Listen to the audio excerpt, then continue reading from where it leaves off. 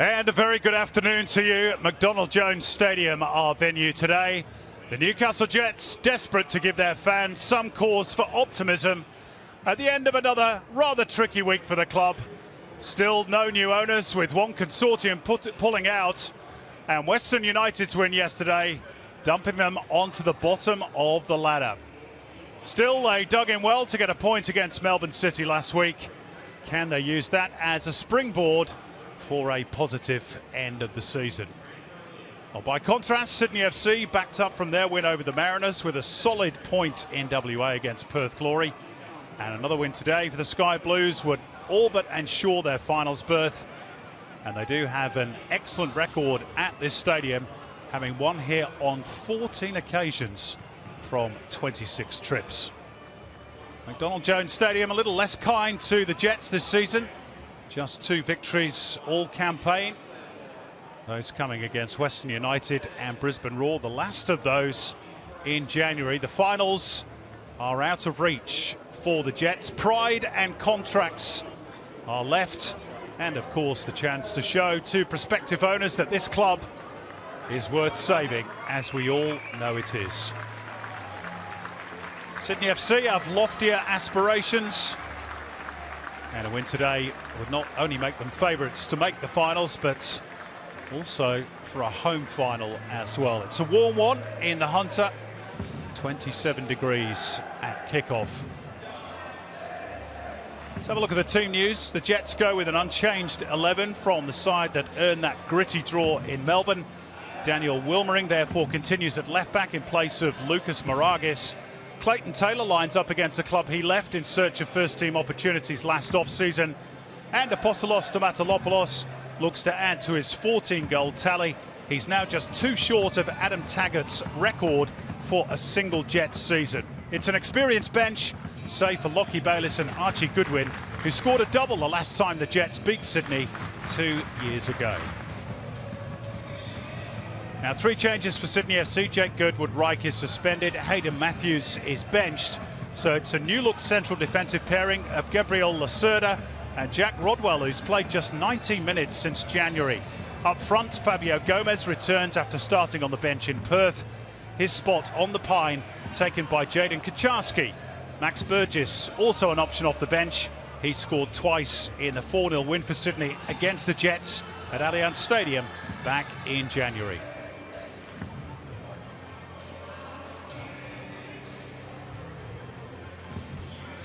Robbie Stanton coming up against the club where he spent 8 years learning the coaching trade with the youth team, and then as number 2 to Steve Corica after the departure of a certain Ufuk Talay.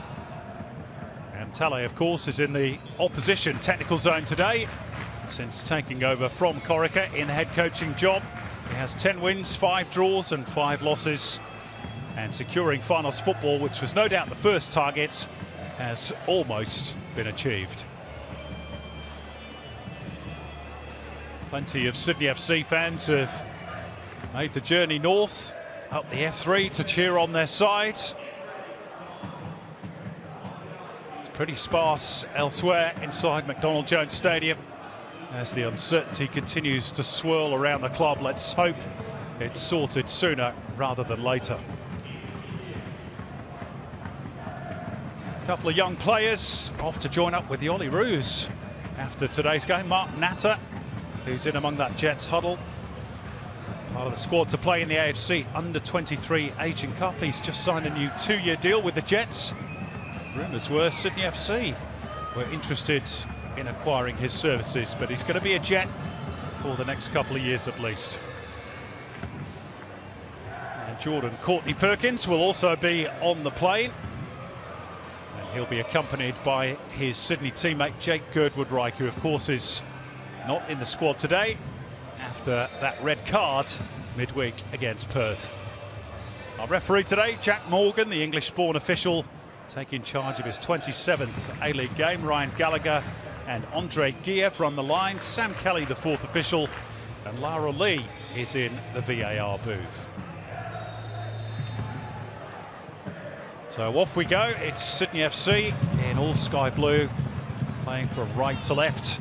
the 55th meeting between these two. They've had some epic battles down the years, Andy Harper, but you'd fancy Sydney as warmer favourites as the weather today. Yeah, good afternoon, Simon. You'd think so, and so much to play for. Sydney, one loss in their last 11 league matches, which puts them as one of the form teams in the competition, and really casting a shadow ominously from the other clubs' viewpoints on the playoffs, which loom. And they've played some great stuff as well. Newcastle, a big job to do, and you have to admire, I do at least, you know, what the players and the coaching staff are doing to remain so competitive, and the fans who continue to love the fact that they've got a team in their city and their region, and they're supporting it as long as they can and as hard as they can. Anthony Caceres winning a throw. It's his 250th A-League appearance today. Started life, of course, as a Central Coast Mariner. Scored his very first A-League goal against the Jets in the F3 Derby all the way back in 2014. Here's Reno Piscopo trying to break clear of a clutch of Sydney FC players who are judged to have fouled him. Luke Bratton doesn't agree.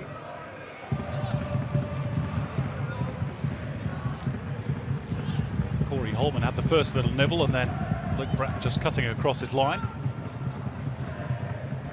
Wilmering on the far side. Robert Mack still in the ball back for Sydney. They've now lost just one of their last 10 matches. It was that 2-1 reverse to Wellington Phoenix a couple of games back.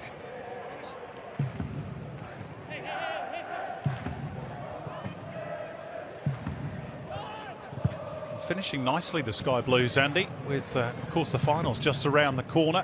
Momentum, they say, is everything in football, and Sydney have that at the moment. How the Jets would love it, but Callum Timmins just dallying on the ball. Caceres.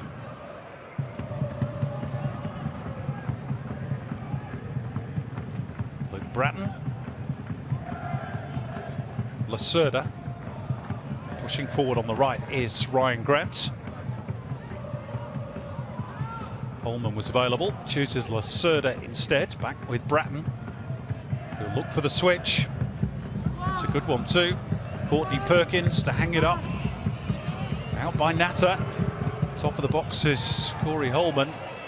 And that struck Mark Natter fairly square in the face, and he's going to need some attention. Maybe in the throat. Yeah.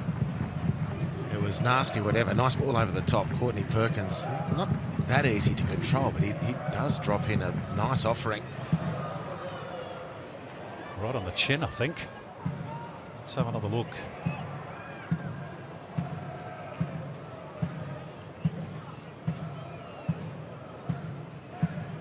Left him wobbling for a moment or two, Mark Natter.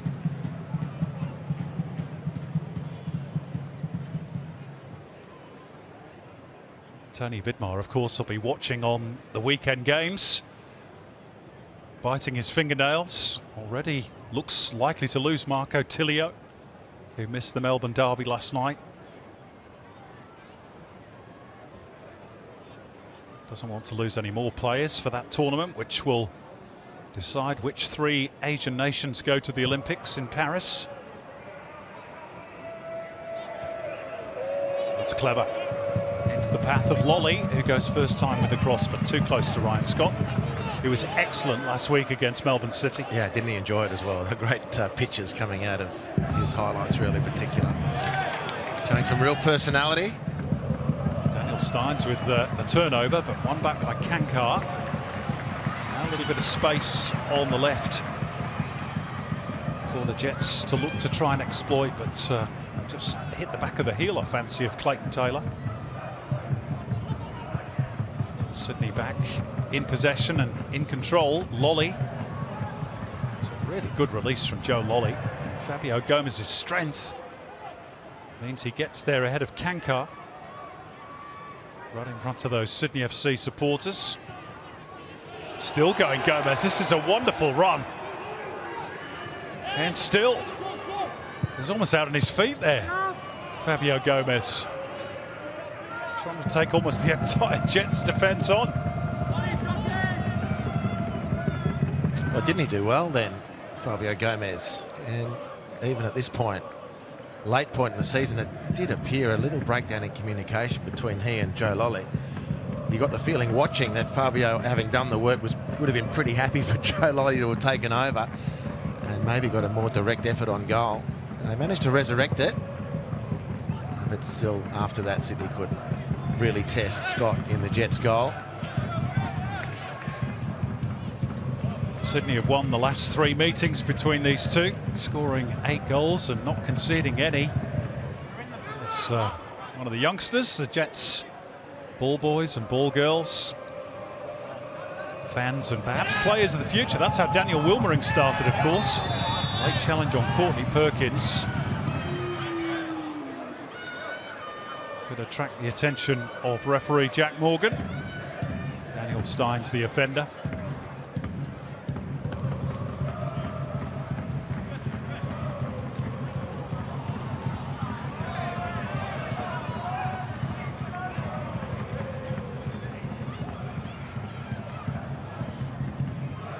Was the earlier collision between Timmins and Holman.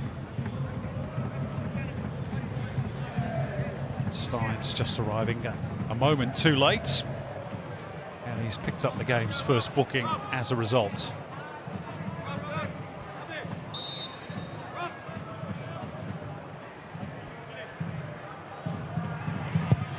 Again, a sharp intake of breath, no doubt, from Tony Vidmar when Courtney Perkins went down.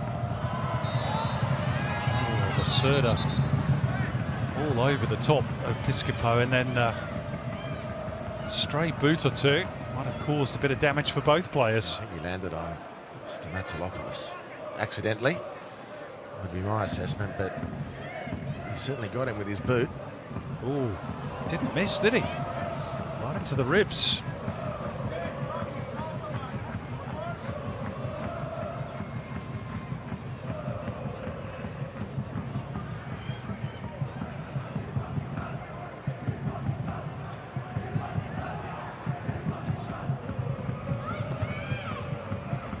Too high that was for Wilmering. It's going to be a Jets throw. Mentioned those 3 previous meetings. Jets haven't scored a goal against Sydney since Archie Goodwin's double. Got their last victory against them at this venue back in 2022. Archie Goodwin on the bench tonight, or this afternoon I should say. Yeah, very exciting prospect remains. Goodwin, he's obviously watching in admiration as Stamatolopoulos keeps banging goals away. And I certainly can see that as Archie Goodwin's future when he gets a chance, of course. And we heard pre-game in that great little piece with Tristan McManus just how patient Stamatolopoulos has had to be from time to time, and it's certainly paying off this year. He's looking terrific. Doesn't mean in the meantime that Goodwin is a frustrated figure on the bench. Stamatolopoulos will no doubt have that Sir Adam Taggart record very much within his sights. 16 goals back in 13-14. Remains a club record for an individual season for the Jets. Stamatolopoulos just 2 away from that mark.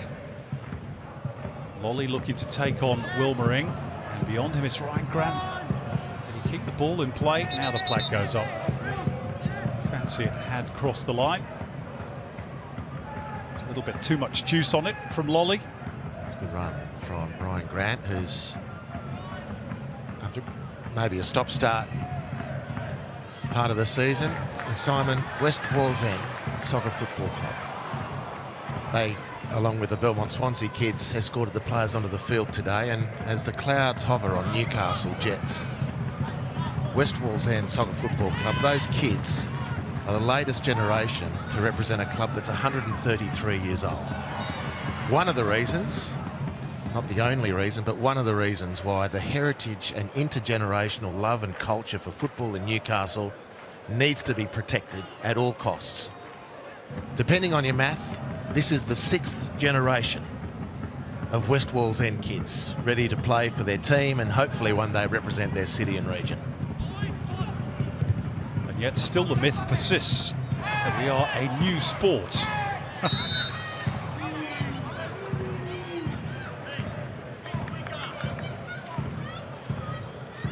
Hunter region, really one of the cradles of the game. No question. 1891. Johnston Park, the original ground, still is where the West Wallsend play in the new FM League up there. Founded by Scottish coal miners. It's a brilliant visit if anyone wants to make it. And you'd love, actually, the local public authorities to maybe give it a little bit of a lick of paint every now and again. But that's an argument we run and discuss a lot in our game. Steins. Rodwell got a small piece of it. Stomatolopoulos is onside, and Clayton Taylor will take over. Something brewing here for the Jets, perhaps. Taylor just lost his balance and therefore a fair bit of control. He'll have a point to prove today, no doubt, against his former club. Stomatolopoulos did look as though he might have been offside. Yeah, if there's anything more telling on this, more than likely gets wound back as Taylor was getting wound up.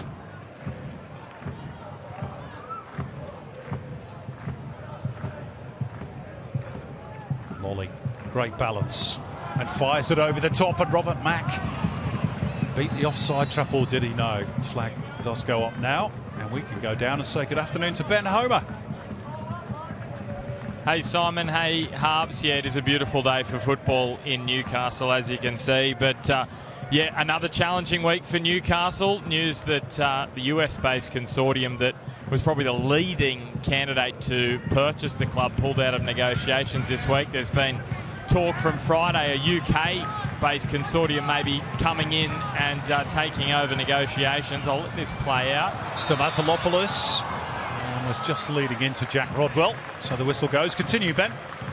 Yeah, so news came through on Friday that potentially a group from the UK with a link to a championship side could be the saviour for Newcastle, but as Jets fans will know, we've heard plenty of that down the years, so it's been a really difficult time for Newcastle. On the flip side of things for Sydney FC, well, it's been a busy week for Ufi Tale. He says this is a really great time to challenge themselves. 3 games in a week with this high-pressure, high-intensity style. And, of course, they played about an hour with 10 men on Wednesday. So the legs will be a little tired for Sydney, but a great test of their premiership credentials. Thanks, Ben. In case you missed Ben's news pre-game, Lucas Maragis not involved in the squad today. Very heavily linked with a switch to the Central Coast Mariners next season. What do you make of that, Harps? Well, firstly, good luck to him if it's true. Yeah. It's the best team and club in the comp at the moment, according to the table, and they're really doing things well, the Mariners. Lolly trying to burrow his way through. Caceres takes over. That he's going to open the door for Wilmering. And, you know, Robbie Stanton, well, people say, well, if he's your first choice left fullback, why isn't he playing? Well, it's a great time not to play him because they can't make the finals. There's no point getting him ready for your arch rival next year. If that's what Lucas has decided to do, people wish him well. Newcastle have to get on with their own business now. It's Courtney Perkins. Gets it back off Robbie Mack. Holman. With one-touch football by Sydney. Floated by Caceres towards the back post. It's gone out of play for a goal kick. And our New Zealander producer, Andy Harper's told me to remind you, of course, joint top the Mariners with Wellington. No, they're separated. Well, yes, on goal difference. or wins. I'm just going by the table. Well, they've got them both ways, goal difference and wins. But that's not to take away from the Knicks. They're having a great season and they're giving a lot of people a lot of joy. And what a game next week for Wellington and Melbourne Victory. Yep, Victory not out of contention mathematically either for the Premiership after their win over City in the derby last night. Sydney handily placed in 4th. Here's Mack. Caceres. Lolly, not quite enough on that. And Kankar to clear. Piscopo. Dane Ingham. That's a handy ball. And Stamatolopoulos in behind. And he was closed down well by Jack Rodwell. Great recovery from Rodwell. Lovely ball over the top. And again, Stamatolopoulos doing his running beautifully. In between defenders, then in behind into that space. He moved so gracefully that he couldn't pull the trigger towards goal the way he wanted. And that's because of the great work from Jack Rodwell. That'll make Ufuk Talay look on with great joy to see Rodwell moving so freely. Also, probably a bit of frustration that he's not had him available for more minutes this season. There is no doubt about his quality when he's fit. But that is the caveat, isn't it? Well, over the course of Jack's career, I think there's a group of coaches who maybe have a WhatsApp group about lamenting the unavailability of Jack Rodwell. Great talent, but not a lot of football over the years to go with it. And he can be a big contributor here.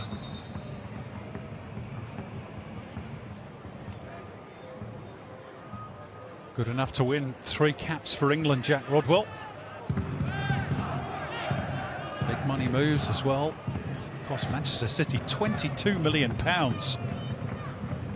That was 12 years ago.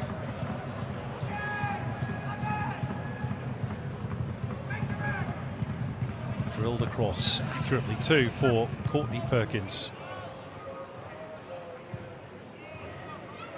Lacerda.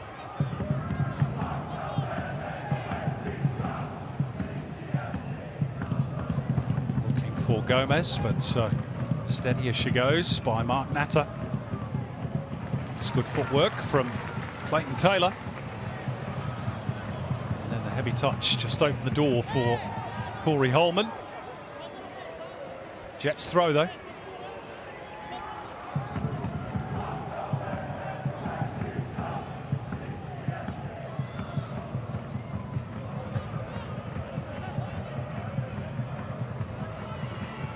Good use of the body from Piscopo.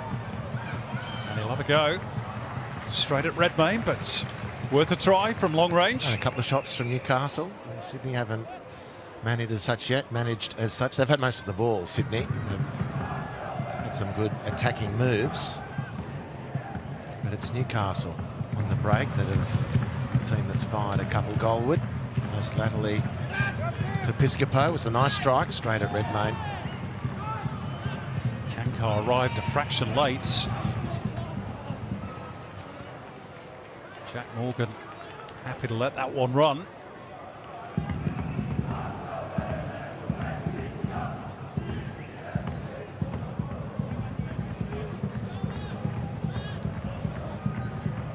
Jets' primary target, I guess, in these last few games is to avoid the wooden spoon. Stamatolopoulos breaks the challenge of Ryan Grant. Here's a chance, big one too. Clayton Taylor against his former club. That one will feel oh so sweet for the youngster. And the Jets have the breakthrough in the 19th minute.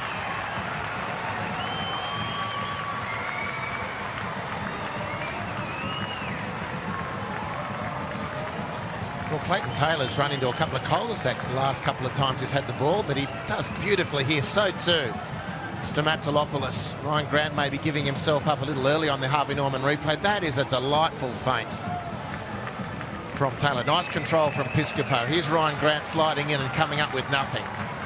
And Stamatolopoulos just helps the ball on beautifully. That is a lovely leave to open the angle to goal. It was a narrow pathway thereafter for Taylor. And the Jets have broken clear. Good on them. Lovely. Look at this from Taylor. Sucks in Jack Rodwell beautifully. And then beats Andrew Redmayne at the near post. Great joy on the face of the youngster. And Newcastle take the lead. It's his 6th of the season. And the Jets first against Sydney in over 2 years. Great moment for Clayton Taylor. Played almost 50 games in the NPL New South Wales competition in Sky Blue before following Robbie Stanton up the F3 last off-season. He's been rewarded with not just a regular starting berth, but also a new extended contract as well.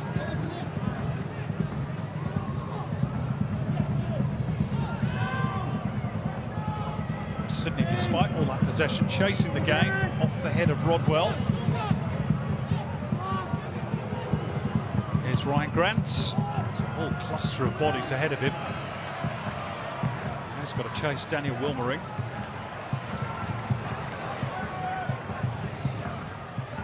Stamatolopoulos showed a little too much. Ball to Caceres. Brought down by Ingham.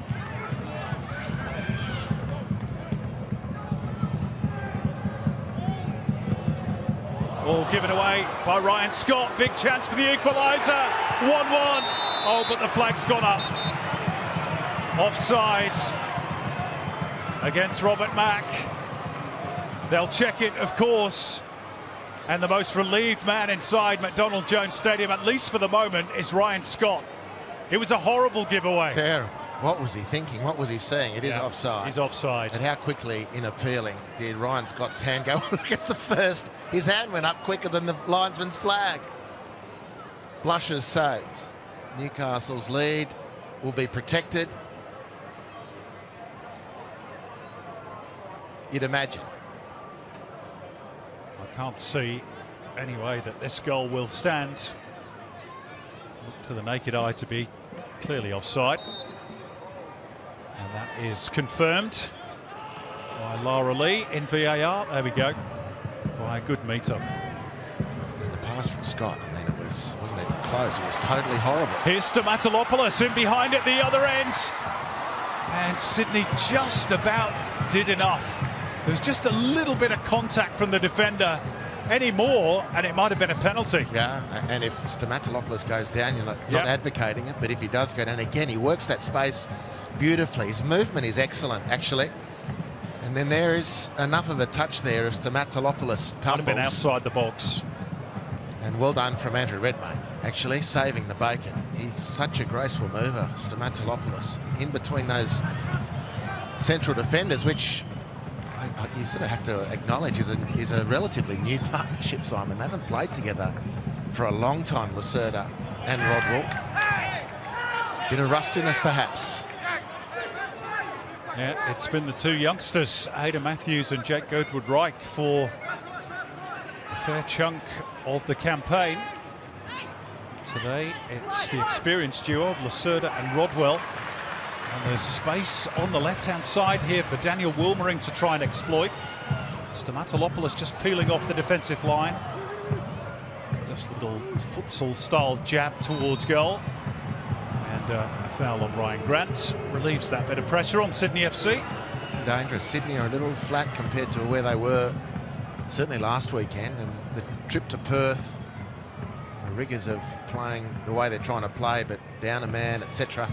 Stories all told, and maybe it's just taken a little bit of the edge off. But they're looking a little vulnerable. Sydney, over and above the goal they've already conceded.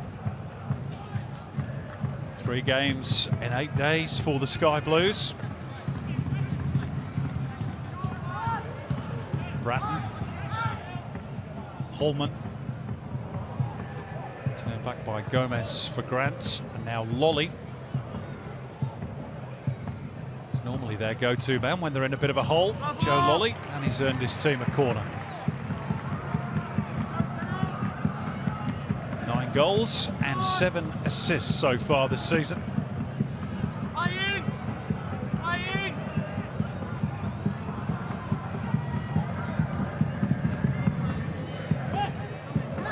Sydney have scored 8 goals from corners so far this season. Rodwell cleared off the line by Taylor. A hero at both ends of the field for the Jets. He's very good in the air, Jack Rodwell. He breaks away from Costa Grossos here. See it just on the back post. Interesting matchup, I have to say. Costa Grossos v Jack Rodwell. Now Apostolos Stamatolopoulos has got a bit of a problem. with that right ankle perhaps. Gives Uffe Talay perhaps the chance to have a little bit of a reset, because they've looked a little bit vulnerable. This was a chance for them to get back level. It was a good leap by Rodwell, but Clayton Taylor was well positioned.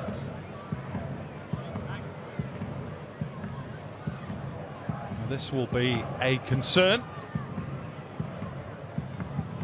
There he is, Stamatolopoulos in third place in that race for the Golden Boot. Bruno Fornaroli extending his advantage at the top with that penalty conversion last night. Yeah, look, I'm not sure if Newcastle can survive from corners with Costa Grossos against Jack Rodwell. That, to me, is a complete mismatch. And really, Sydney just missing that player storming in to maybe intercept that ball before it got to Taylor on the goal line. Not quite sure what the issue is with Apostolos Stamatolopoulos, but it certainly furrowed the brow of his coach, Robbie Stanton. I think he's had a couple of shots at goal, Stamatolopoulos, was it? En route to both of those. There's been a couple of block tackles that he's had to deal with, and I think his ankle's just a little bit tender as a result.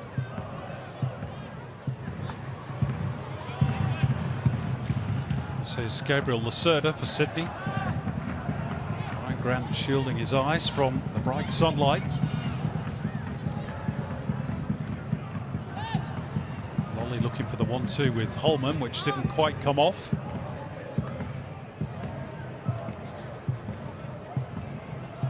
Newcastle Jets 9 matches without a win and 5 without a win at home. And success came against Brisbane on the 23rd of January. Strangely enough, for their next opponents up in the Sunshine State next week. Kankar. Natta out for Wilmering. Did well, Daniel Wilmering, to open up the space a bit here for Dane Ingham. Piscopo. Oh, clever from Reno Piscopo. Lovely return from Steins. This is great football. What a goal from the Jets. Reno Piscopo firing into the roof of the goal. And it was beautifully crafted by the Jets down that right-hand side. And Reno Piscopo has just his second goal for the Jets. And they're 2 clear now of Sydney. Well, it's a beautiful flowing movement on the Harvey Norman replay down the right-hand side. With innovation and touch, full of expression and a little bit of power to finish it off from Reno Piscopo. And Sydney have been looking flat generally and vulnerable defensively and been hit twice now. But this is a beauty from Newcastle. Well done to them. And Piscopo has missed a lot of football with a series of injuries, and he shows in that move exactly what he's been prepared and from time to time able to contribute to Newcastle. Super goal from the Jets. Now he moves into double figures in terms of his A-League career overall. And it's the first one he's scored for the Jets since he scored an absolute stunner against Perth last season, and this has gotten better than perhaps even Robbie Stanton dreamt of. And that was a terrific team goal. You can go all the way back to Daniel Wilmering.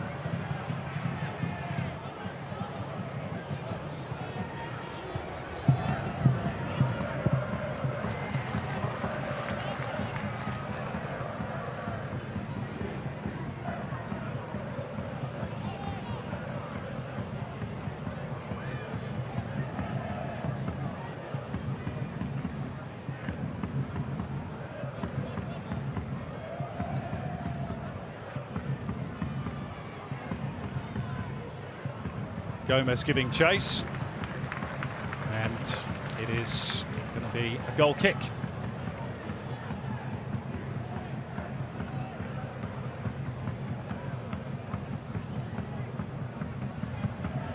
Well, Sydney certainly stung. Certainly stung. 3 games in 8 days is one thing. And I guess we just ask Wellington and certainly Perth Glory what it's like to be having that one of those 3 games, a trip across the continent. Sydney looking to get on the board here. Chance for Joe Lolley. And a combination of Dane Ingham and Ryan Scott snuff out the danger. And there's lots of high fives and fist bumps in that Newcastle Jets penalty area for the desperation they showed here. I think it was by Ryan Scott's response. It was Dane Ingham's block. Lolley's corner.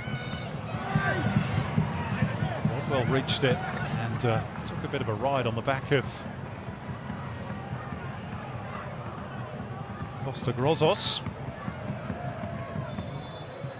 who's going to need some attention. Well, if Sydney, given the travel difficulties, etc. of the last week, needed some electric shock therapy to get ready for Sunday's match, I reckon going down 2-0 to the Jets is exactly that. Let's see how they respond. Well, let's go down to Ben Homer again, who's got a little bit more on that Lucas Moragas story. Ben. Yeah, Simon, so Lucas Moragas has obviously been off with the Olyroos to that West Asia Under-23 Championship where they made the final. And I know that Daniel Wilmering was doing a lot of work down that left edge. Obviously, he's been coming off the bench a lot this season for Moragas. But Rob Stanton said to me this week that they were anticipating that Lucas Moragas would be selected in the Olyroos, which unfortunately for Lucas Moragas he wasn't. And the Jets were going to be ready for that situation. So now that this Mariners rumour, or maybe it's more than a rumour, has eventuated, the Jets probably are not worried too much because they've been readying Wilmering to play in that starting left-back role for most of the remainder of the season anyway. Good stuff, Ben. Thanks very much.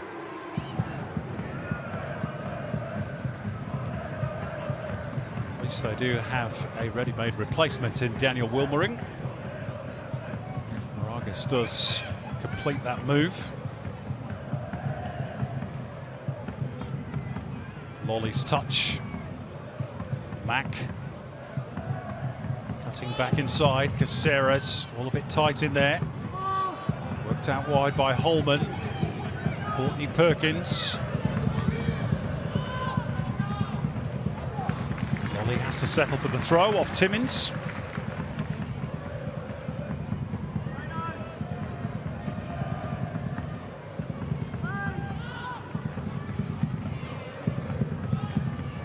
Holman,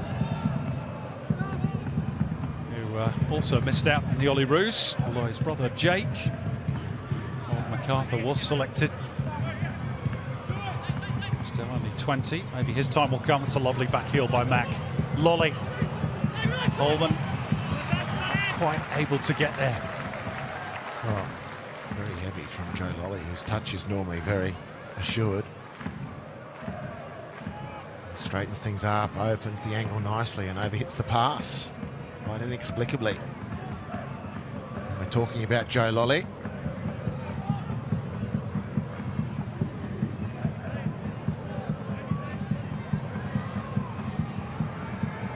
Sydney's general play has been decent enough. A little scare. And Robbie Mack scored, but it's clearly offside. And one off the line from Clayton Taylor to deny Jack Rodwell is about all the Fuktale's team has been able to muster in terms of good opportunities. Still a long way to go in this game. And the Newcastle Jets have dropped 16 points from winning position so far this season. It's the joint most of any team in the competition, alongside Sydney FC. Ingham shows Caceres a clean pair of heels. Now he's got two to deal with and concedes the throw. He's been away on international duty with the All Whites, Dane Ingham. It's a little mini tournament in Egypt. Played in one of New Zealand's two matches against the host nation. He's got a big off-season coming up, the OFC Nations Cup in Vanuatu. Tempers fraying meantime between Mack and Kankar. Oh, hello. Hello. Now the arm came up. It was no more than a flick, but it certainly caught Philip Kankar. And Robbie Mack might be in a spot of bother here. Yeah. You know what? It's not an elbow, it's a flick of the arm. And I think it was accidental. I think he was giving it the, if I can, the European salute. Yeah. If I can put it that way, just throwing his hands up. I don't think that it was an intentional bit of contact. So they've had words. Well, there's a little bit of head-to-head stuff there as well. Gomez gets involved. It seems to have calmed down. Yeah, and then I think Kankar's just trying to explain himself. This is the end part of it. I don't doubt there's any contact. Here we go. And he gets right in his ear. Yeah. He's just trying to say, look, leave me alone. Yeah. But you've got to be careful when you're throwing your arms around. Totally. I look, personally don't interpret that as violent conduct. Doesn't matter what we think, though. It's how the match officials interpret it. Red card, straight red. Is that the right decision for violent conduct? I'm sure you've got your own opinions at home, but you run that risk when you raise your arms, particularly with Kankar in very close proximity, and Robert Mack is off, and it goes from bad to worse for Sydney FC. It's a horrid scenario. 10 men for an hour midweek across the continent in Perth. It's going to be close to an hour. 10 men here. I didn't read it that way at all. I didn't read this as violent conduct at all. Well, Robert Mack, who's been in such good form in the second half of the season for Sydney FC. 4 goals in his last 7. But this piece of, I don't think silliness, really. It is. Like, you wave your arms around. Yeah. I don't think he's gone for his head there. No, he's not, because he's not even looking at him, but he makes contact. But doesn't mean the refs have to give a red card for it. I know. I really disagree with that interpretation. But at any rate, it's done now, and Sydney are in a massive hole. The Jets with a huge break, 2 goals, and now an extra player. Well, for the second match in a row, Sydney FC are going to have to play a long time with 10 men. It was Jake Girdwood-Reich against Perth during the week. Today it's Robert Mack. And it's asking an awful lot of these players on a warm afternoon in Newcastle. 3rd game in 8 days, 2 goals down. If they come back from this will be quite the performance. Lolly, as they look to try and start the journey. Got caught up between Corey Holman's feet. The other query on that, Simon, which I'll leave hanging because I don't have a definitive response, but I thought red card incidents needed to go to VAR. Did that one? Did you see that going to VAR? Certainly saw the 4th official and the centre ref adjudicating. Yep. Now, I might have misinterpreted that. Well, the problem is we don't know whether they're in communication or not. Well, he certainly didn't go and look at a screen. Because we can't hear them, so. And that, for me, and I've said it before, if we're going to have VAR, that needs to be resolved. And in fairness to the APL, Football Australia, they want that to be brought in. And that get the tick from IFAB. Sure, that might be so, but there was no leaving the ground to look at the screen. You're right. I honestly, correct me, someone, if I'm wrong. Well, it was right in front of the 4th official. So maybe Jack Morgan took counsel from his on-field team. Well, then what's the VAR for? You're not going to use it for those straight red cards? I thought that was the point. Anyway, on we go. Newcastle 2, Sydney 0.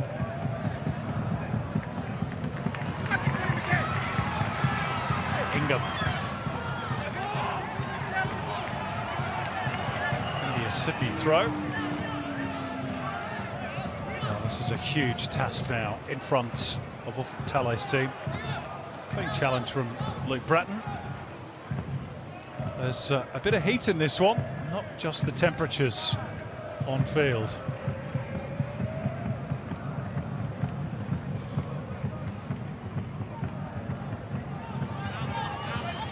Courtney Perkins.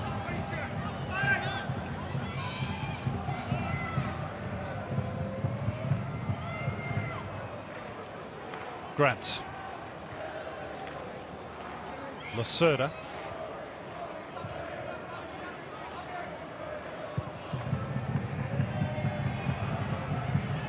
It's drifted out of play.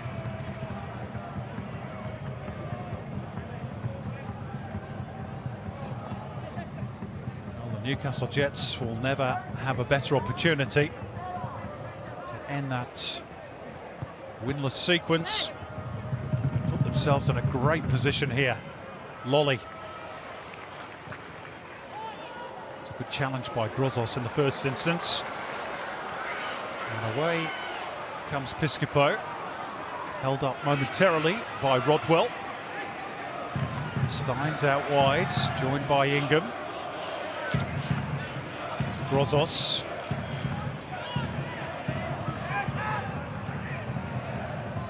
For Natta.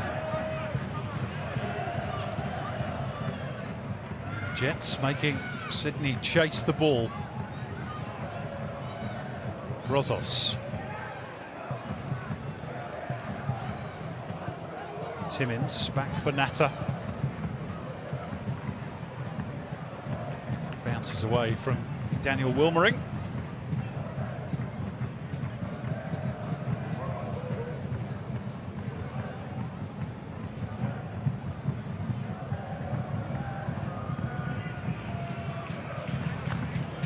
Courtney Perkins. Caceres. Could have been touched out by Callum Timmins, but the throw has gone to the Jets, and Tale is incandescent. In fact, it's actually been reversed.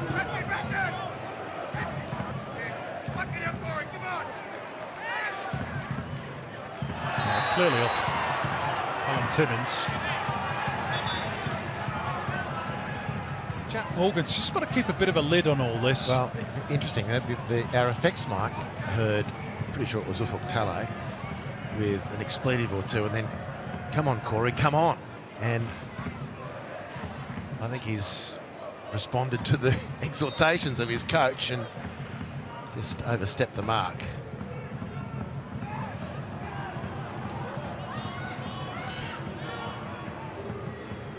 Forward by Kankar.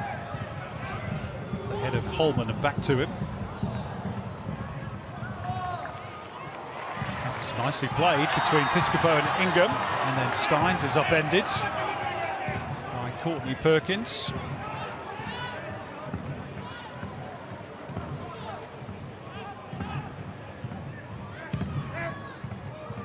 It's not in the rule book.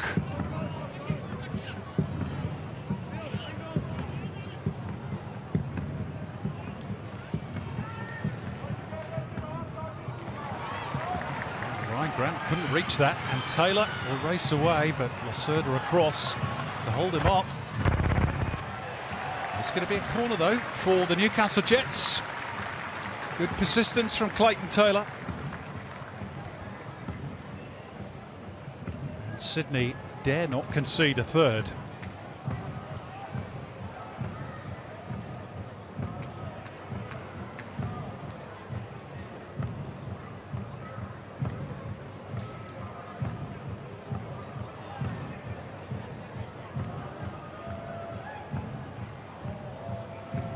Grozos has to get the eyes accustomed to bright sunlight that's going to shine directly into him as he delivers this corner. Towards the near post, where Holman was stationed. Picked up by Piscopo. Gets the return off Grozos. Missed out Steins, and Sydney have the ball through Lolly. Caceres forwards for Gomez. Chance for Sydney to counter. Caceres has gone beyond Gomez. Nice back heel by Caceres. Oh, that's a wonderful goal. Absolutely splendid. The combination play between Caceres and Fabio Gomez gets Sydney FC back in the game as we tick over into first half stoppage time. Well, a lifeline for Sydney FC, a brilliant one too. Harvey Norman replay, a length of the field attack with some power and some pace, a bit of rhythm setting and a beautiful bit of innovation from Anthony Caceres, of course. And the toe poke finish past Ryan Scott. It's a wonderful goal from Sydney. And to Newcastle's second goal, the Sky Blues say, well, we'll see you and maybe raise you. It's a wonderful effort, length of the field. And they had to do it between them. So Fabio Gomez into double figures for the campaign. And Sydney FC, who were creaking at 2-0 down and a player down, which of course they still are, they now have fresh hope. Here come the Jets though, down the right. Steins, space here for Piscopo. Well, that was a big chance for 3-1. Huge chance, Simon. Look at the space available to Piscopo. Inside the penalty area, look at that. He's completely unpatrolled. Rodwell has to put on the burners and nullify space and maybe get him to rush his decision, his execution, which seems to have worked. Shot going wide of Redmayne's left-hand post, but a great chance for Newcastle.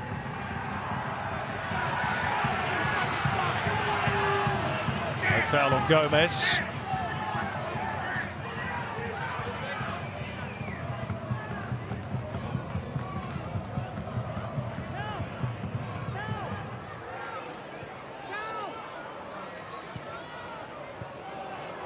Good steal by Grant. Strong challenge, but a fair one by Timmins. Taylor manages to poke it out towards Wilmering on the left. Stamatolopoulos calling for it inside the box. Have they waited too long, Newcastle? Yeah. They were in a good situation there, the Jets.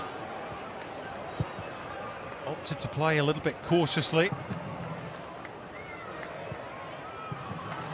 Might get another chance here. Piscopo. Steins. To bend it into the top corner. Piscopo first to react.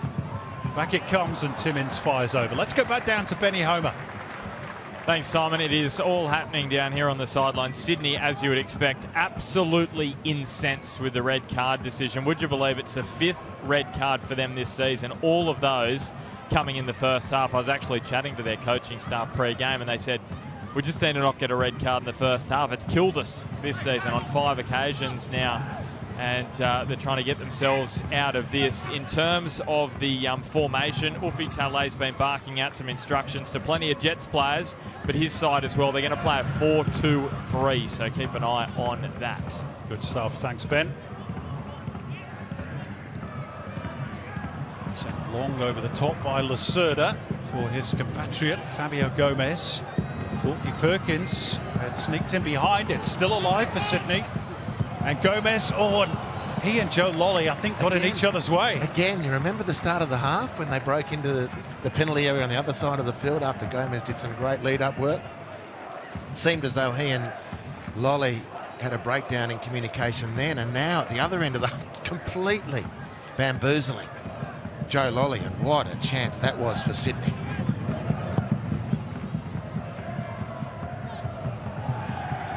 Well, no shortage of incident in this first half. And there's still 40 seconds to run. Here's Lolly. Looking for Gomez. He went with the chest rather than the head. Nodded back forward by Rodwell. And then a loose one off Courtney Perkins. Should just about see us through to half-time.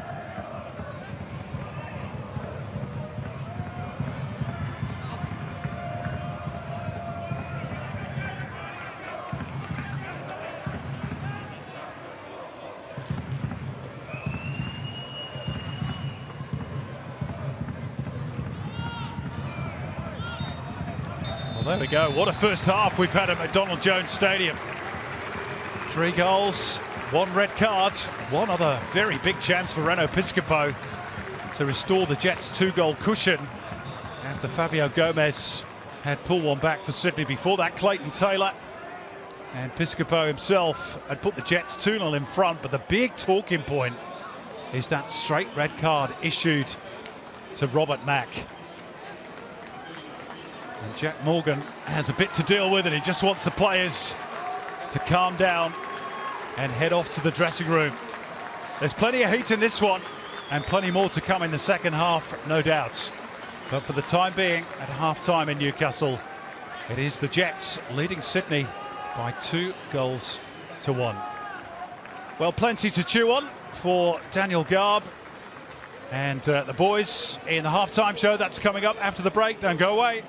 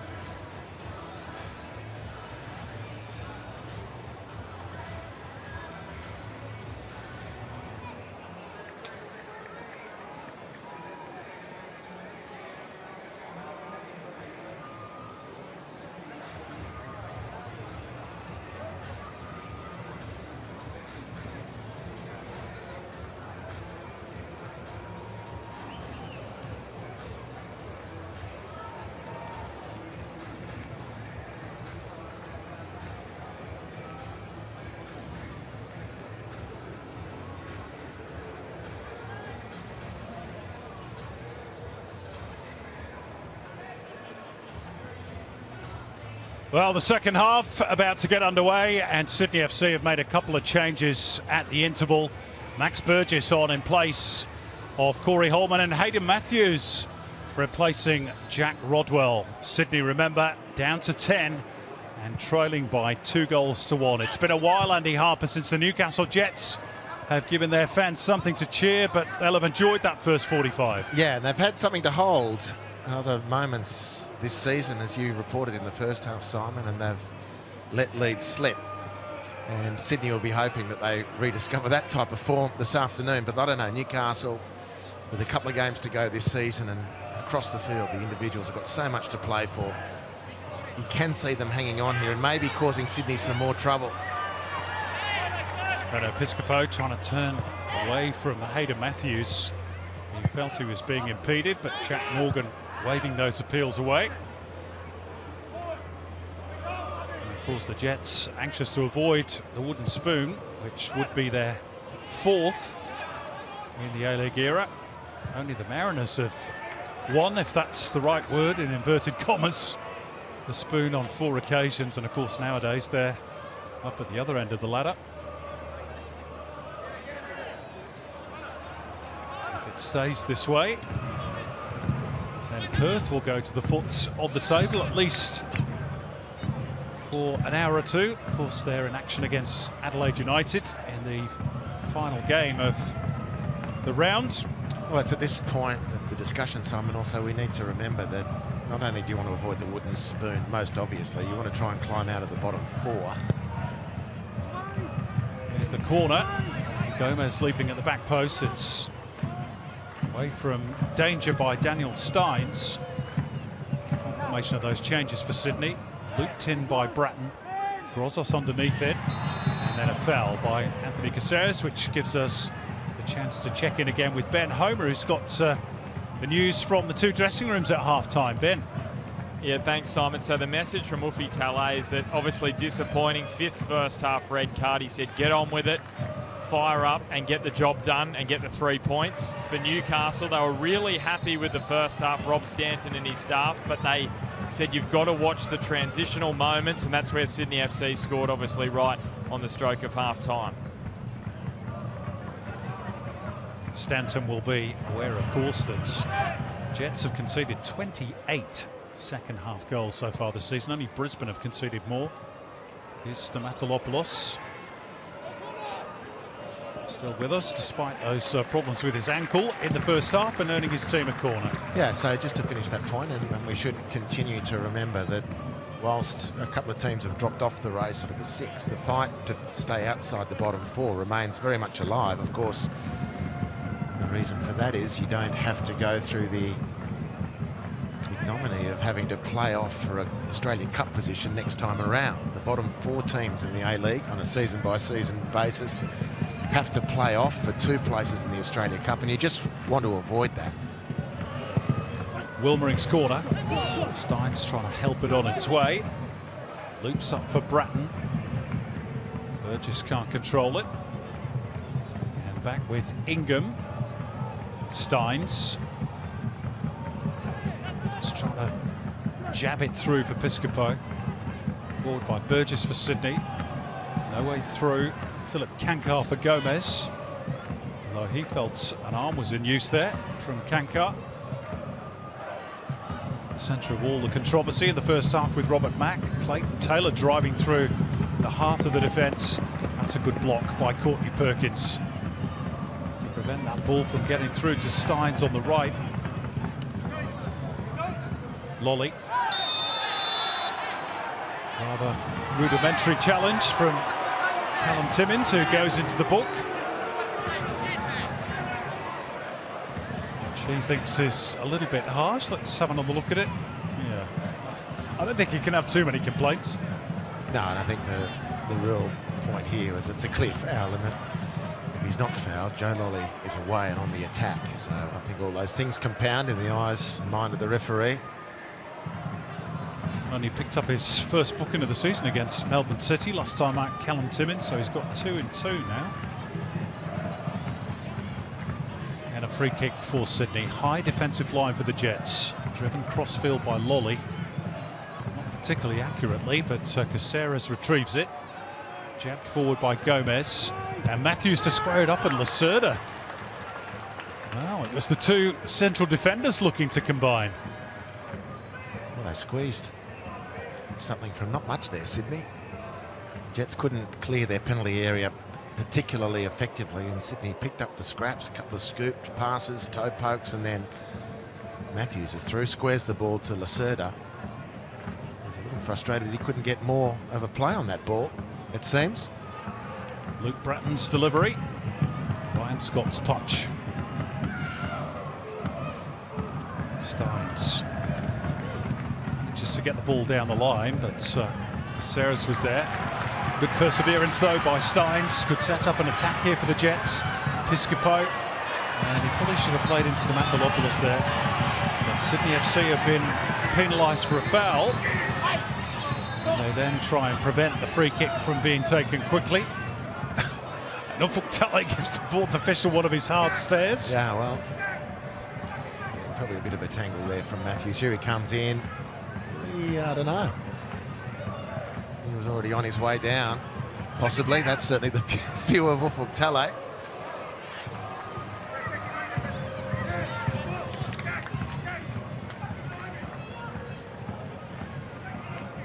He is not a happy camper, is he? Tully. Piscopo trying to readjust, but couldn't quite do so in time. Burgess has turned into a cul-de-sac, but drawn the contact.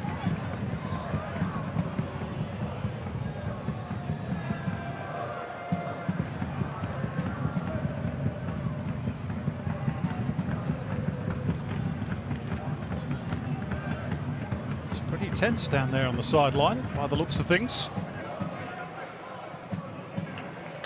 Come off Ryan Grant and out for a throw.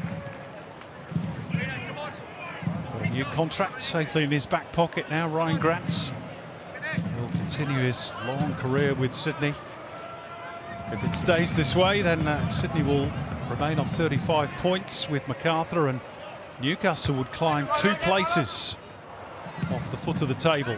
Three games to go after this. They maintain the status. That's 9 points for which to play. Brisbane slip up. Gomez looking for a teammate at the back post, but only finds Ryan Scott. Adelaide slip up, and the Jets can get out of that dreaded bottom 4.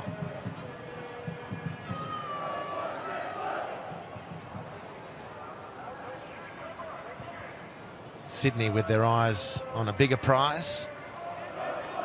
Got a bit of work to do. Great goal on half-time to halve the deficit.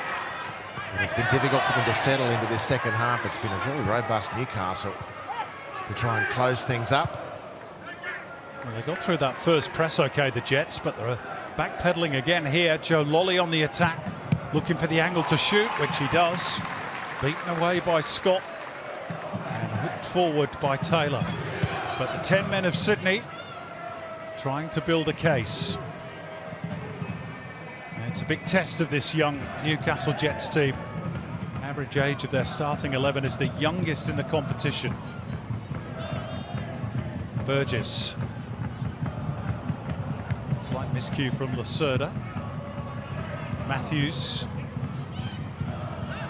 Caceres. And Courtney Perkins creating the angle for the pass. It's not a good cross though from the Ollie route. Disappointing in the end, wasn't it, for Courtney Perkins? He had plenty of time to measure it. Nicely found by Caceres.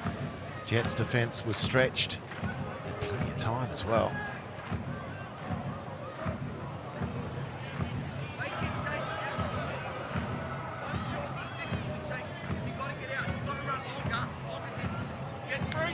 A bit of online coaching from touchline coaching, I should say, from Robbie Stanton. Online would be a completely different matter.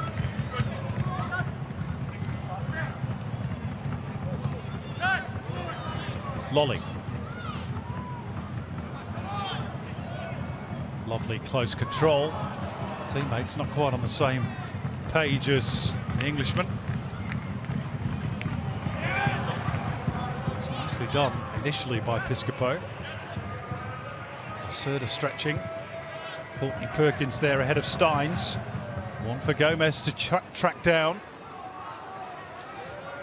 Here's Lolly. We're going to go on the outside on Max Burgess. Not far away from getting the crucial touch and bringing Sydney back level. Very, very close for Sydney. Very close.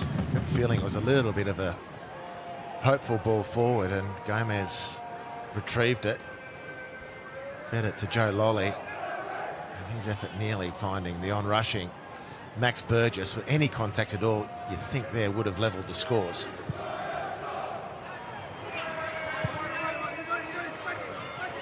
Wilmering.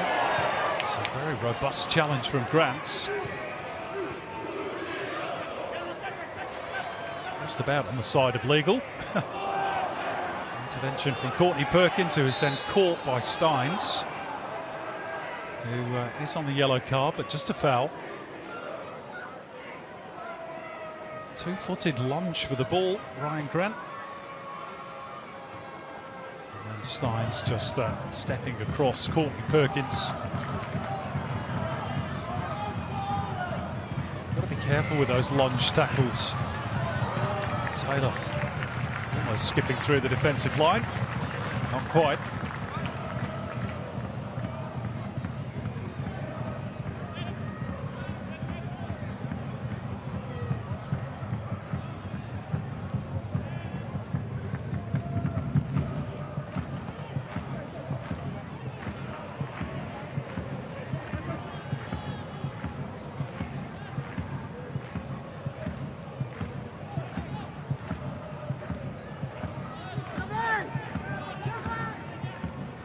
Now almost fully bathed in shadow, which I'm sure will be a welcome development, particularly for Sydney after their travels during the week. Burgess heads off to the little corner that's still in full sunlight.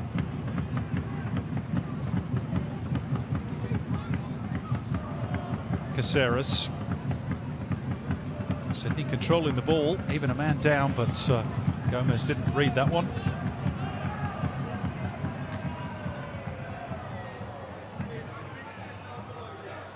Burgess perfectly capable of unpicking the Jets' defence, which he, of course, he did on 2 occasions, scoring a couple of goals in the 4-0 win in January. Oh, well, that's a rugby challenge from Lacerda. That has to be a yellow. And Apostolos Stamatolopoulos asking for more. It is just the slice of cheese.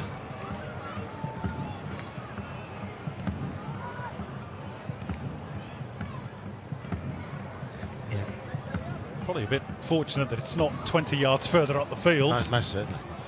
Otherwise, it would have been a much more difficult decision for Jack Morgan. So causing, as he's done a lot of the season, Stamatolopoulos is causing the central defenders a lot of trouble.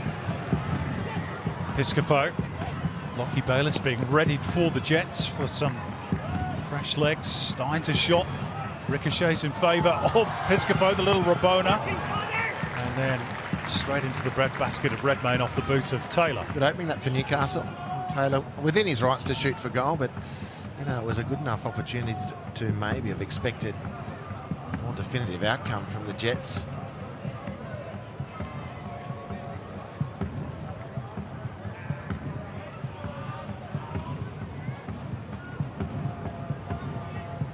It's going to be a double change for the Newcastle Jets presently.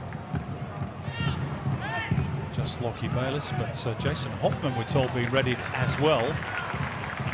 Meantime, Daniel Steins, who might be one of those to make way, plays in Dane Ingham. Comfortably blocked by Courtney Perkins, and then Burgess trying to wrestle clear of Ingham, and then Steins as well, who went to have a little grab at the jersey of Burgess and then thought better of it, given that he's on a yellow. Again, very delicately poised, you sense.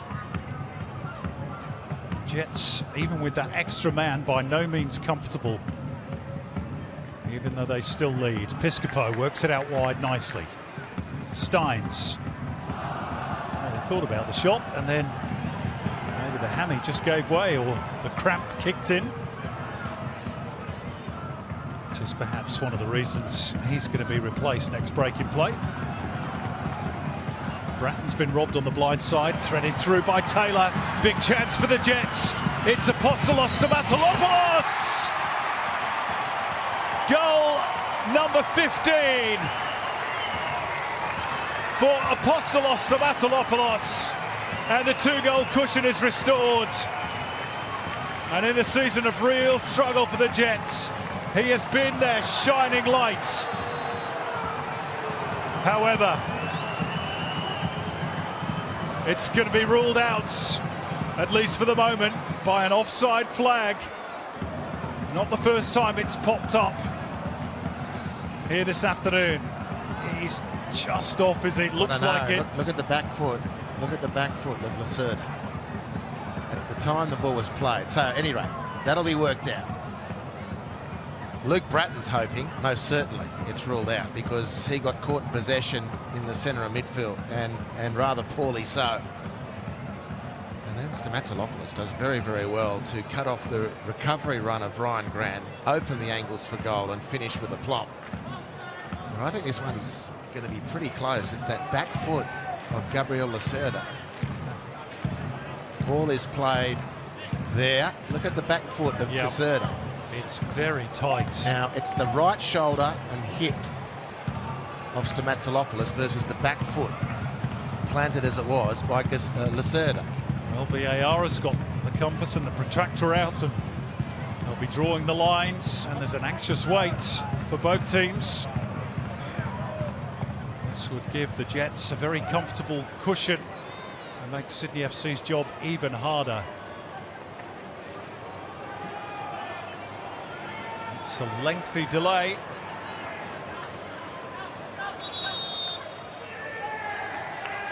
Goal. And your instinct was right, Andy Harper. 3-1 for Newcastle. And that on-field decision overruled. Well, there's no salvation for Luke Bratton, whose giveaway in midfield was stark. And Lacerda not pushing up quickly enough. But from here on, in the Harvey Norman replay, it's brilliant from Stamatolopoulos, just cutting off that recovery run of Ryan Grant, who was doing his best to save his team's bacon. But if he transgresses, it's going to be another red card for denying an opportunity to score the goal, which eventuates anyway. Here's the offside. It's that back foot of Gabriel Lacerda. The finish is great from Stamatolopoulos. You expect nothing else less from a guy in his form this season. Yep, green for go on the VAR lines.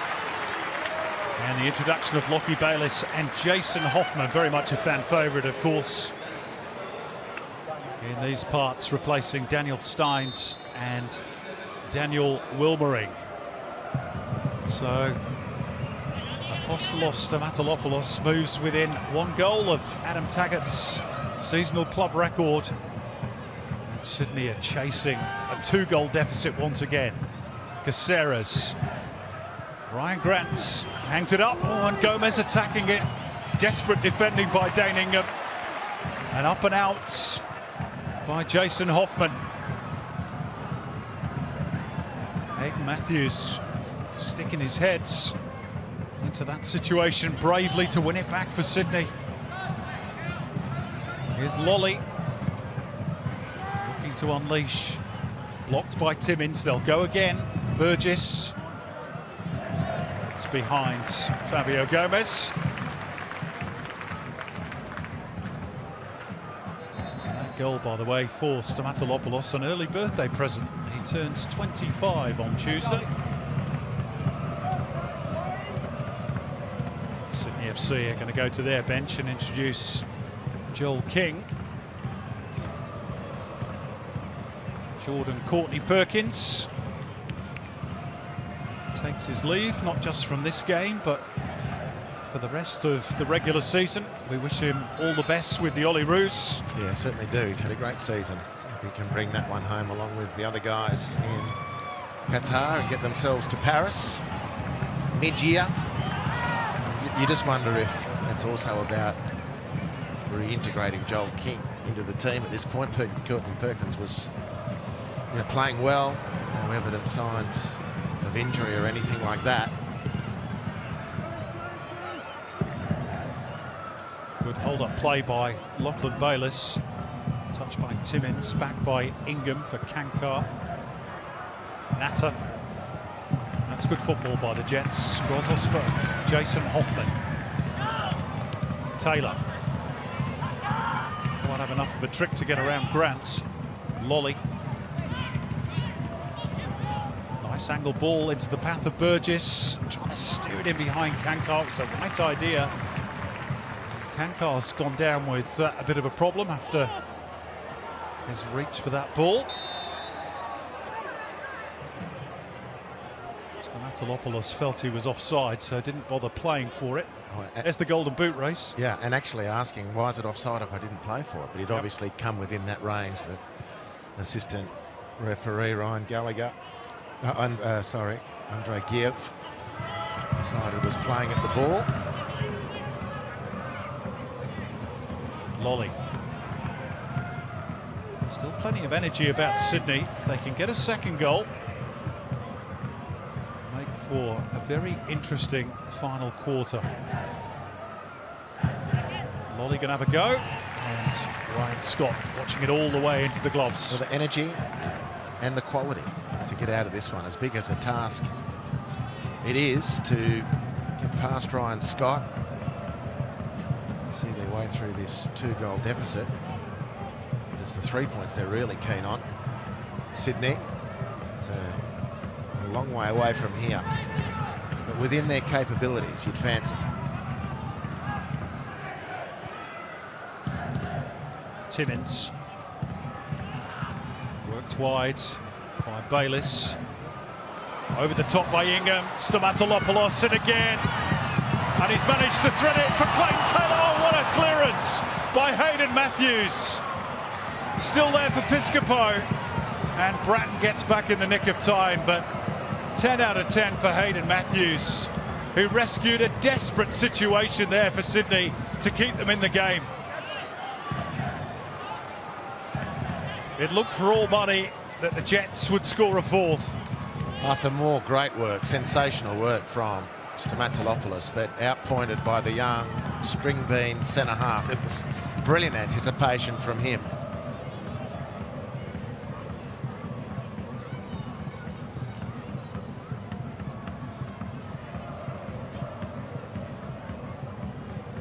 Well, we've had plenty to keep even the neutrals entertained at Donald Jones Stadium. Still a quarter of the game to go. Gomez, Caceres, trying to pick his way through. There's an awful lot of bodies in there. It pops out here for Lolly. Still with the Englishman, but it's going to be a foul surely on Timmins. No. Now the whistle blows. Which Callum Timmins feels was a couple of seconds too late. Onside again. Look at this, beautiful from Stamatolopoulos. So Matthews does well to round him up, not concede the penalty. How well does Stamatolopoulos do to maintain his balance and set up for what is, at this level of football, in all intents and purposes, a tap-in for would have been the brace for Clayton Taylor. A yellow card has been shown to someone on the Sydney FC bench. We'll get confirmation as to who it is exactly in a moment.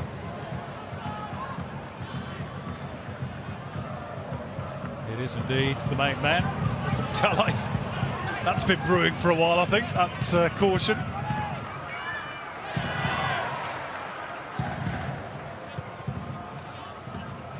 Lolly manages somehow to find his way through two players, but Timmins heads him off at the pass.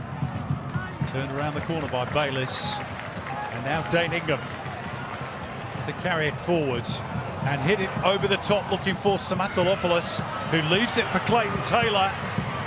Still Taylor, has he overrun it? He has. Well, this one could end 5 each. Well, you know, Sydney, with the way they're approaching their football at the moment, will open the field up because they'll be desperate to get these goals. Burgess. Lolly. Took too long, and then Caceres driving it towards goal. And again, routine only for Ryan Scott. Yeah, so they've made a couple of opportunities to shoot from distance, Sydney. All well and good. And to be commended for their industry. They've got another couple of arrows in their quiver as well. The Jets will just need to maintain their vigilance. And they're always a chance to score more, of course, with the outstanding work of Stamatolopoulos up front. He's looked very, very dangerous. Lolly. Burgess. Bratton. Lolly once again. Squaring it up for Caceres.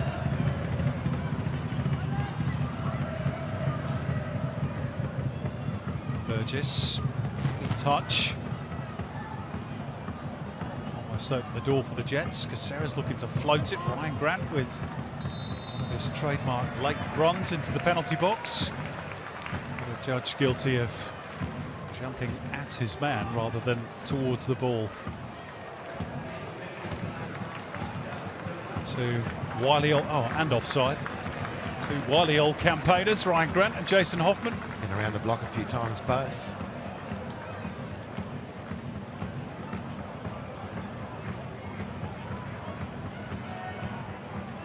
He's even got the streaks of grey like you and me, Andy. Well, mainly me. The streaks or the grey?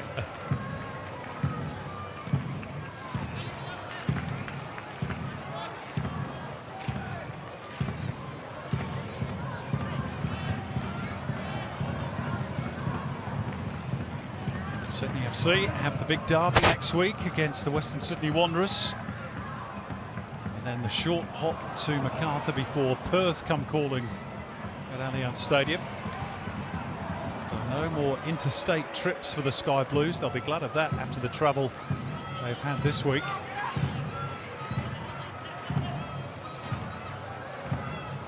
Jets go to Brisbane and then round out their campaign with two home games against Wellington and the Mariners.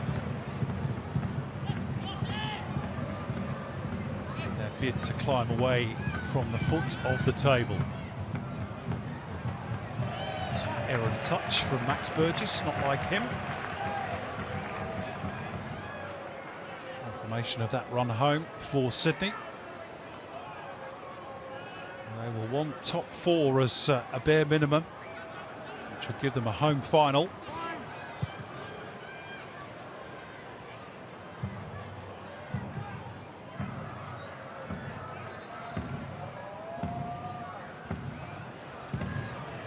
Got a fair bit of work to do here. There's the Jets' last three. Two tough fixtures to finish up with, even if both are at home.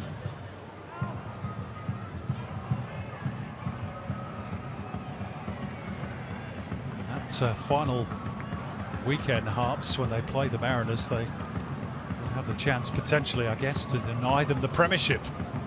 That's motivation enough for the Jets. It should be. I'm sure it will be. Let's, a couple of weeks to go, obviously, see how things ferment. Grant's cross, and Burgess looking to steal in at the back post. And offside again, I think.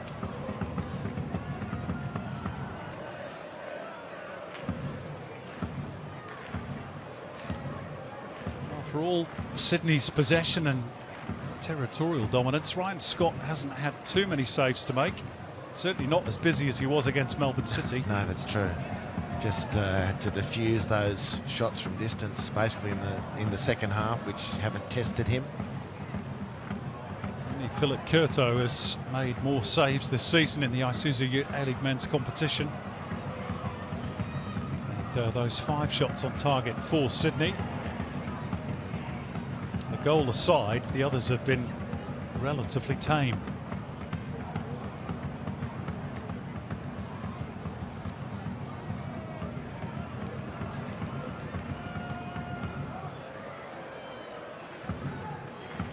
The goal now for Sydney would make it interesting. Bratton edging forward. Burgess. Matthews.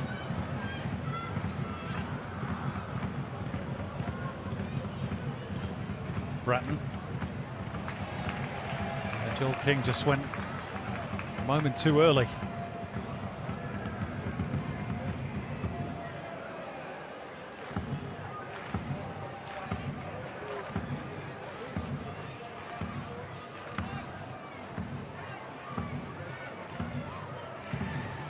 Matthews. Molly showing. He was well marshalled. Oh, no, perhaps not. By Jason Hoffman. Going through the back of Sydney FC winger.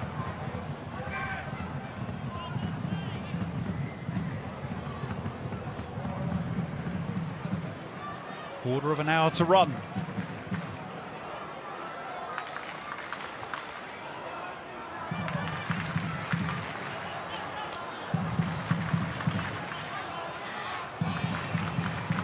Jets within sight of just their third victory at the stadium all season. Can they hold off the 10 men of Sydney? King on the overlap with the cutback. Swept away by Grozos.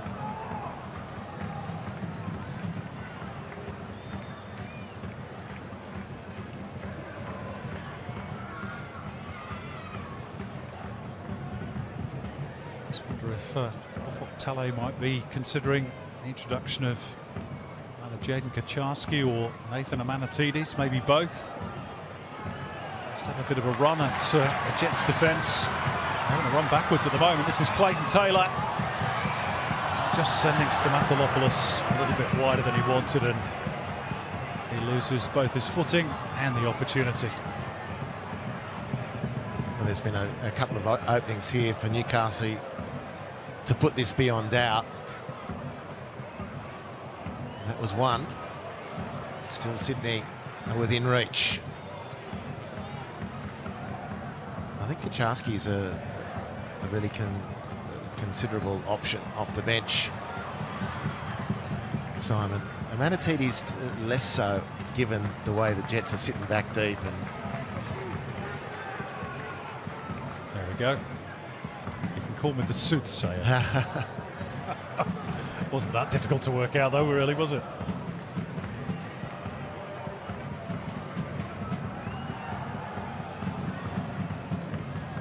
No way through for Bayliss.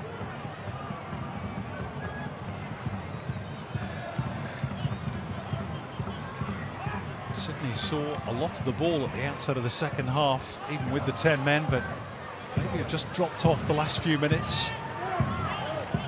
Forward by Taylor, but Lacerda should be able to tidy up. Yeah, sloppy from Sydney. It's going to be a corner. Yeah, really sloppy from Sydney. Lacerda with a tired-looking pass.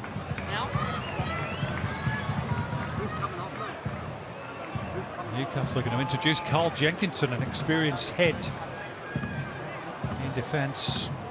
Meantime, Jaden Kaczarski is now on at the expense of Sydney FC's goal scorer, Fabio Gomez. Jenkinson may be the right call for Robbie Stanton at this juncture of the game. Utilise all that experience. Just going to hang fire on that for the moment, because they've got an attacking corner, which Grozos will take. Burgess will clear. Hoffman will reset through Piscopo.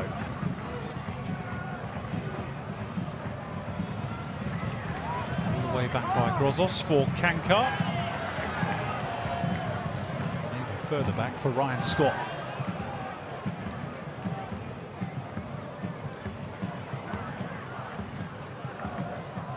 Just over 10 minutes to go. Bratton. It's an important touch off the head of Hoffman. Do you sense a little bit of nervousness amongst the Newcastle ranks? No, I think they're looking pretty calm, given the difficulties that Sydney have the potential to present. Most of the work that Sydney are doing is in front of the Newcastle defence, and until they start getting in behind them, then I think Newcastle will look reasonably comfortable.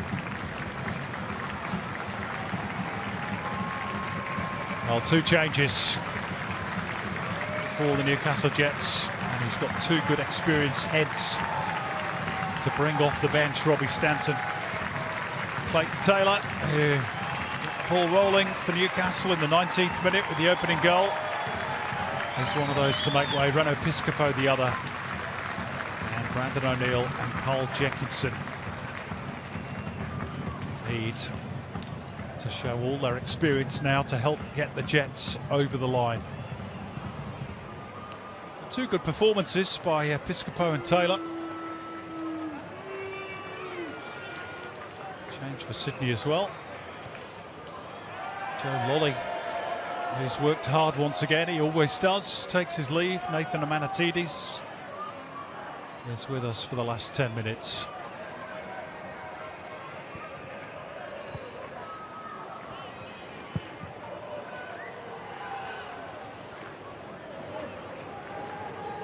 Here's Matthews.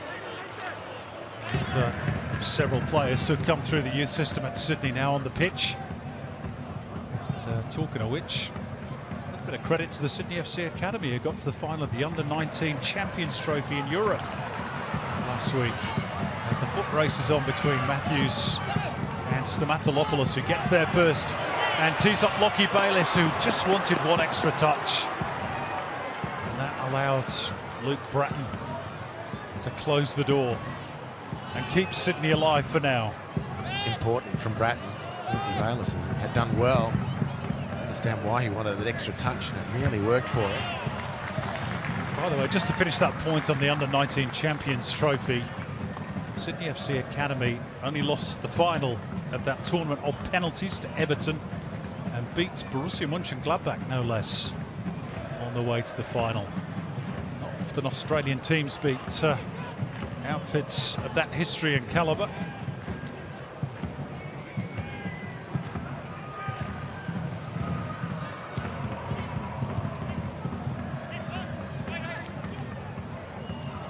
Grant, Matthews, Grant again. Nathan Amanatidis was already thinking about the next move. He took his eye off the ball. Jenkinson down the line. Bayliss on the move. Stamatolopoulos in the middle. It's been a good battle so far since the introduction of Hayden Matthews in that particular area of the park.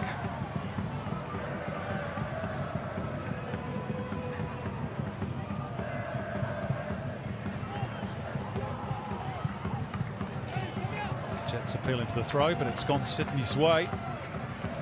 Time starting to tick away for the Sky Blues.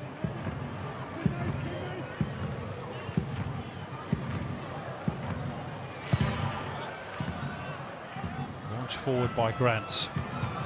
Kucharski trying to get on the end of it. Did the ball go behind?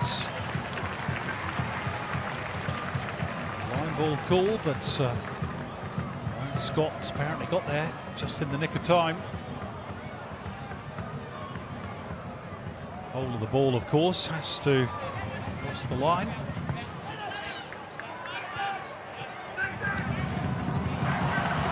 Brandon O'Neill, a little bit fortunate there, but let's see if he can make the most of it. Timmins, it's a tired-looking release. Well, they were queuing up there. Hoffman and Stamatolopoulos were in good positions. Yeah, that would have settled it. They've had a couple of chances now, Newcastle, to put Sydney to bed. Sydney, yeah, understandably, just lost a little bit of zip. Substitutes have come on to try and spark things up. It's been a heavy load this week, travel, games. Without the full complement.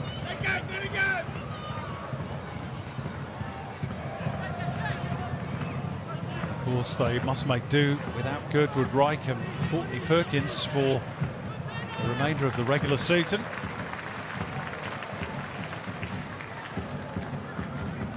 Jack Rodwell got through 45 minutes. We have to assume that he got through unscathed.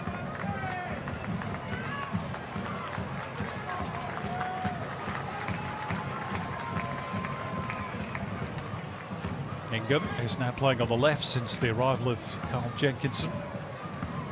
And if the Robbie Mack violent conduct charge sticks, he'll be out for at least a couple.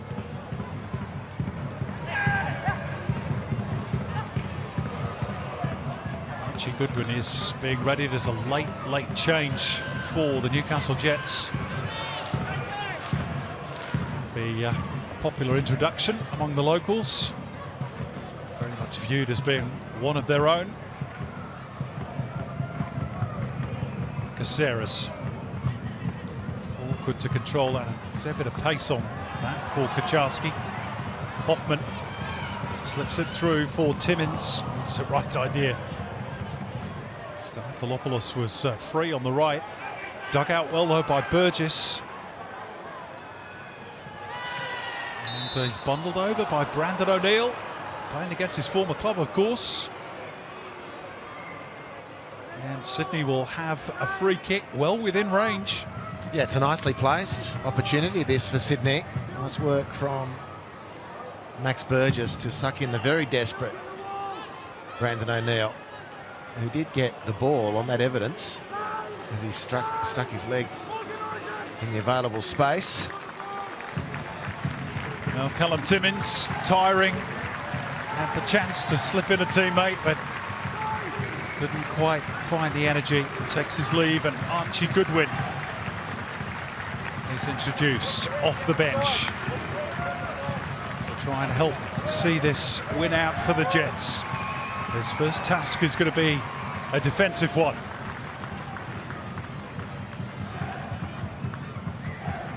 Sydney surely need to score from this to give themselves a chance. Is it going to be Caceres or Burgess?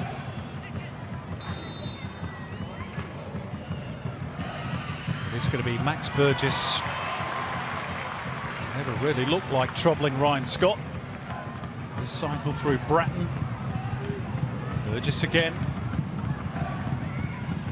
Found the cross. Oh, that was clever from Ryan Grants. He's trying to backheel it into that far corner. Didn't quite have the execution. That's progress from Sydney. This is the third time this half, I'd say, that Sydney have got down that right-hand side and squared the ball into that 6-yard precinct. Actually, it was Lolly to Burgess on one occasion. Max couldn't get there. He delivered this time. Ryan Grant with a very clever flick that very nearly trickled inside the far post. Well, Fabio Gomez is leading our Paramount Plus player index. He's been off the pitch for quite some time. All the Jets care about is the points, and at the moment they are heading for all three. Nice ball with the outside of the boot from Bratton, but tied it up by Natter. Sydney continue to push.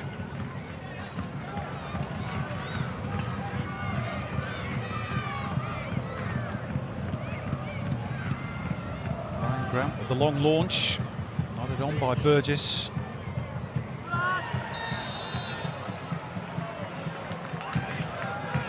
Grant pinged for a foul. Frustration etched all over the Sydney FC veteran's face.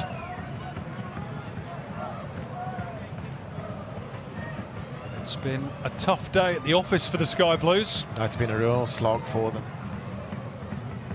End of a week that's really tested them, tested the resources, tested the resolve. We showed plenty of that on Wednesday. Midweek against Perth. It's been a tough outing here in Newcastle today. The Jets looking good value for their 3 points.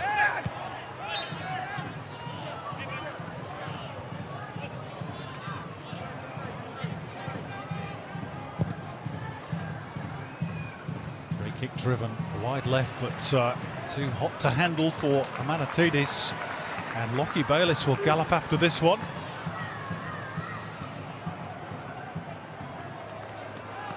Archie Goodwin wanted the ball played earlier.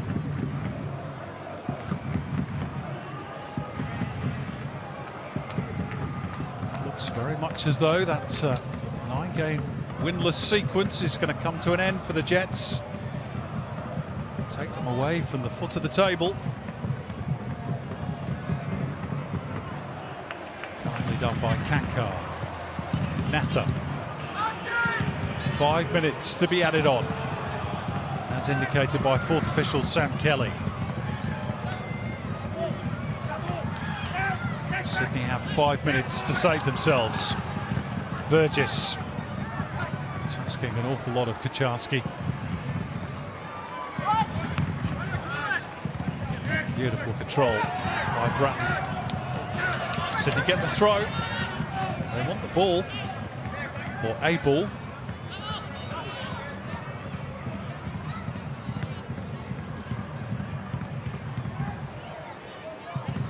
Caceres. Kucharski all wrapped up. Good determination shown to win it back for Sydney. Has to turn it out wide. Joel King. Caceres going to have a go here. Well, someone has to. Yeah, they've not the first time they've shot from distance, and included in that is Anthony Caceres. What they've not really done consistently in the second half, and that's probably due to the fact that they've just been that extra player down, but they haven't consistently got in behind the Newcastle defence. So the back four, propped up by Ryan Scott, are pretty comfortable in that sense, just having most of the game being played in front of them.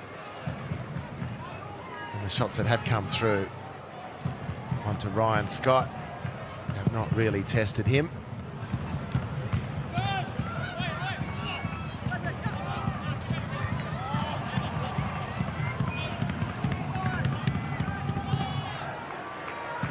First to react was Carl Jenkinson. And given away, you can hear the groans from the home fans. It's a handy ball down the line. Joel King, but well defended by Jenkinson. He's been used pretty sparingly by Robbie Stanton.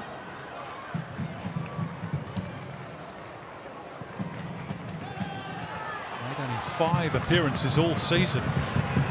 Last appearance in January before today. Here's Archie Thompson as the Jets look to set the seal on the win. Hoffman at the back post. Stamatolopoulos, and turned over by Redmayne to keep Sydney alive for a few more moments. Well defended Sydney, as stretched as they were. It's a really good attack from Newcastle. Lucky Bayliss to Archie Goodwin, and they managed to deliver the ball with meaning over to the back post, and Jason Hoffman does really well. It's a clever header too from Stamatolopoulos. Well saved by Andrew Redmayne.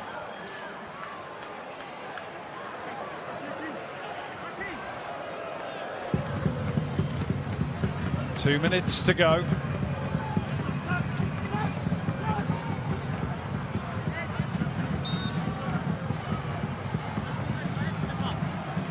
And the Jets have Sydney right where they want them. Grozos with the corner. Top of the box is Brandon O'Neill. Floats it towards Hoffman at the back post, but straight at Redmayne. Surely it's too late now for Sydney.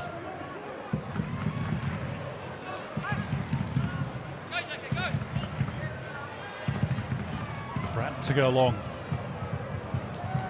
He's going to skip clear of Kucharski.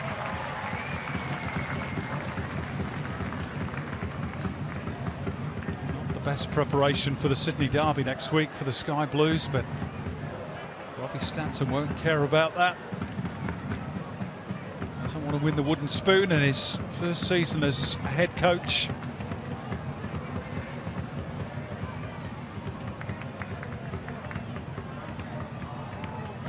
He's within touching distance of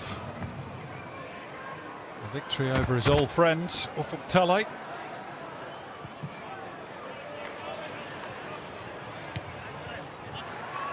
Nicely control off the thigh of Stamatolopoulos. Archie Goodwin in a foot race with Hayden Matthews.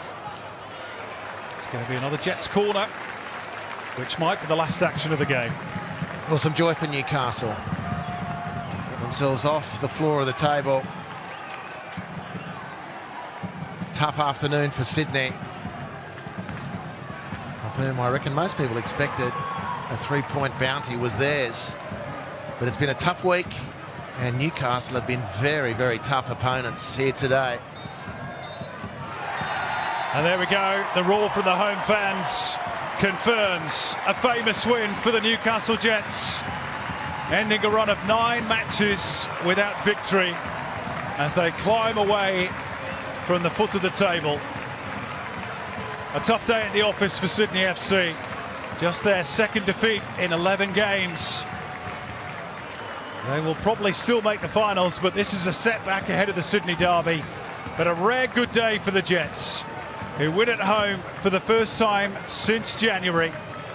Robbie Stanton claims success over Ufuk Talay, the two coaches who know each other really well. The goals for Clayton Taylor, Renato Piscopo, and then after Fabio Gomez had got Sydney FC back in the game, a second half strike, his 15th of the season for Apostolos Stamatolopoulos, sealing the points for the home team. But the big discussion point was that red card issued to Robert Mack in the first half. That's for later. For now, let's confirm that full-time scoreline of Newcastle Jets 3, Sydney FC 1.